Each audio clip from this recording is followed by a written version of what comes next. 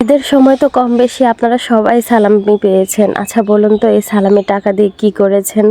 তবে আপনারা কে কী করেছেন আমি সেটা জানি না। আমার ছেলের তো এই তো এপ্রিল মাসের ৭ তারিখে জন্মদিন ছিল। ওর জন্য কেক কাটতে পারিনি, কিছুই নিতে পারিনি, এমনকি কিছুই করতে পারিনি। আমার ছেলে ঈদের সময় যা টাকা পেয়েছে সবগুলো জমিয়ে এই তো আমাকে নিয়ে চলে এসেছে ওর জন্য কেক কেনার জন্য। ছেলেটা জন্মদিন ছিল এপ্রিল মাসের ৭ তারিখে, কিন্তু একটা কারণে আমরা জন্মদিনটা পালন করতে পারিনি। আমাদের মনটা ওই দিন খুব খারাপ ছিল, যার কারণে ওর জন্মদিনটা করতে পারিনি। কিন্তু আমার ছেলের তো মনটা অনেক খারাপ ছিল, তো ও ঈদে সালামি পেয়েছে, ওই টাকা দিয়ে আমাকে বললো যে ওকে একটা কেক নিয়ে দিতে।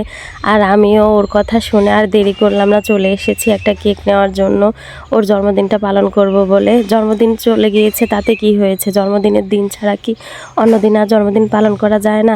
তাই ওকে নিয়েই সাথে করে চলে এসেছি ওর পছন্দ মতো একটা কেক নিব বলে। কেক নেওয়ার জন্য চলে এসেছিলাম আমরা বনফুলে, আর বনফুলে এসে আমার ছেলে এখানে চয়েস করছিল, আর ওর পছন্দ মতো ওকে আমি একটা কেক নিয়ে দিব ওর জন্মদিন করার জন্য।